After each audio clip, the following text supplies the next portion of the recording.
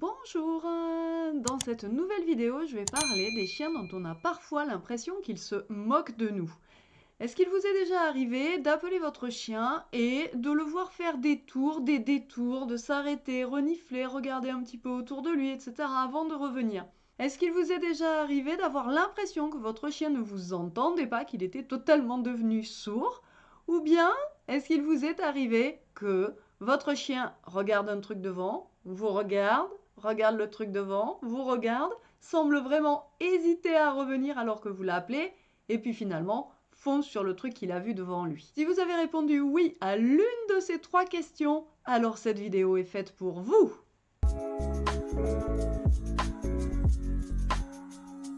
Première situation, il fait des détours, il renifle, il regarde à droite, il regarde à gauche, il semble hésiter à venir, alors vous pouvez tout dire qu'il vous envoie des signaux en réalité de son malaise. C'est pas qu'il ne veut pas écouter, qu'il ne veut pas répondre à votre demande, c'est qu'il est mal à l'aise. Peut-être que votre ton, votre intonation semble impatient, peut-être que vous êtes tendu, que vous commencez à vous énerver parce que vous trouvez qu'il met trop de temps à revenir.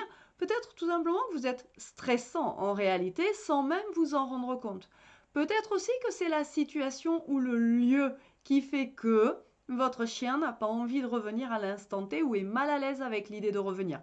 Ça peut arriver quand les chiens sont en train d'interagir entre eux et qu'on les appelle. Il est possible que votre chien soit en pleine conversation, entre guillemets, avec le chien qu'il a rencontré, et du coup, il sait très bien que ça serait impoli de sa part de partir comme ça pour vous rejoindre. Il est possible aussi que votre chien soit mal à l'aise parce qu'il y a plein de chiens autour de lui, des humains, et du coup, il est un petit peu inhibé, il n'ose plus trop bouger. En tout cas, il y a de grandes chances pour que la situation dans laquelle vous l'avez mis le mette mal à l'aise, et c'est la raison pour laquelle il s'arrête et il renifle. Ce qui arrive aussi, et ce qui peut expliquer ce comportement, c'est le fait que vous vous soyez déjà fâché quand il revenait.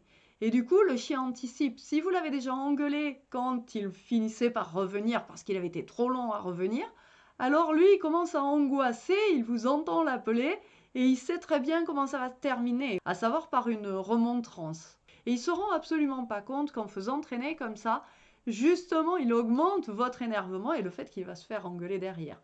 Donc évidemment, la première chose à faire, c'est arrêter de l'engueuler. Si vous êtes dans ce cas de figure-là, du chien qui traîne, qui met longtemps à revenir, qui envoie des signaux comme ça, ce qui est important, c'est déjà de comprendre que c'est son mode d'expression qui se moque pas de vous. Il est en train d'exprimer quelque chose. Donc vous devez l'entendre quand il vous parle d'une certaine manière et changer votre façon de le rappeler.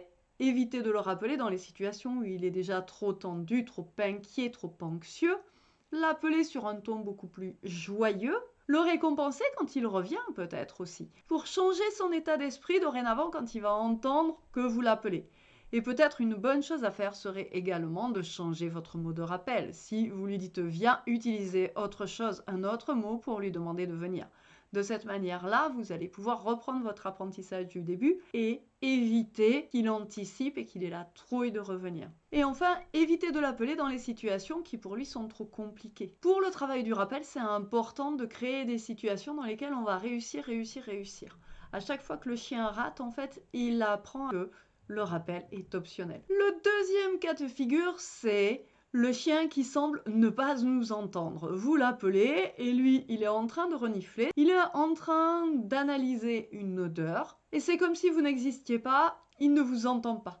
Souvent, les maîtres me disent « il fait exprès, c'est pas possible, le chien a une ouïe qui est beaucoup plus développée que la nôtre, donc forcément il m'a entendu. » Et pourtant, même si vous avez raison, le chien a une ouïe beaucoup plus développée que la nôtre, n'empêche qu'il y a des moments où il est tellement focus sur ce qu'il est en train de faire, et notamment renifler, parce qu'il doit analyser l'odeur qu'il est en train de sentir, et ça lui demande une bonne partie de son cerveau qui est occupée à cette tâche. Du coup, il ne vous entend pas. Il y a des moments où votre chien ne vous entend pas. Donc, il n'est pas en train de se moquer de vous, il n'est pas en train de vous désobéir, puisque pour désobéir, il faudrait encore qu'il ait entendu ce que vous lui demandez. Or là, il n'a même pas entendu. Donc pour éviter ça, il y a peut-être des endroits où il va falloir que vous mettiez votre chien en longe quand vous savez qu'il va être très occupé à renifler, à suivre une trace par exemple. Ensuite, vous pouvez travailler sa capacité à se concentrer davantage sur vous. On travaille l'attention du chien. Ce que vous pouvez faire aussi, c'est avant de lâcher votre chien, lui demander des petites choses simples. Comme ça, on le met dans un état d'esprit où il commence à être à l'écoute. Une autre façon de procéder, c'est dès que vous le voyez commencer à pister, c'est vrai pour beaucoup de chiens de chasse, remettez-le en longe. Plus il va être dans sa séquence de « je suis ma trace » et plus ça va devenir difficile pour vous de le rappeler. Donc anticipez, mettez-le en longe avant d'en arriver au stade où il ne vous entend plus. Et enfin, la troisième situation, c'est le chien que vous avez rappelé et puis qui regarde le truc là-bas sur lequel vous ne voulez pas qu'il aille, qui vous regarde, qui regarde le truc, qui vous regarde, qui hésite comme ça, qui passe de l'un à l'autre et puis qui finalement décide que, oups, il va y aller. Et donc, il vous désobéit clairement. Lui, il vous a entendu et il était pas mal à l'aise avec votre demande. Simplement, il a fait un choix et il a fait le mauvais choix. Souvent, quand on a affaire à ce type de chien, on s'énerve parce que effectivement, il a fait le mauvais choix. Donc, c'est gonflant quelque part. On sait que le chien a compris, on sait que le chien sait ce qu'on lui demande, mais lui, il prend la mauvaise décision. Mais ce que vous devez faire, c'est vraiment en tirer les leçons. Posez-vous des questions. Et notamment, vous pouvez vous demander, est-ce que j'ai suffisamment travaillé le rappel? Et en présence d'autres chiens, s'il est parti sur d'autres chiens. Est-ce que mon chien a l'occasion de rencontrer d'autres chiens régulièrement? Un chien qui adore les autres chiens et qui a jamais l'occasion d'en rencontrer et de jouer avec, forcément, la valeur de rencontrer d'autres chiens va augmenter, augmenter, augmenter. Tandis que vos récompenses, elles ont toujours la même valeur, voire elles diminuent si vous en donnez dans d'autres situations que le rappel, et c'est souvent le cas. On utilise aussi des récompenses quand on veut travailler le stop, peut-être, travailler le panier, etc. Demandez-vous toujours où vous en êtes de la relation avec votre chien. Une relation, elle n'est jamais figée. Elle est changeante, elle peut être très bonne, commencer à se détériorer pour tout un tas de raisons. Est-ce que vous récompensez suffisamment votre chien quand il fait les choses bien?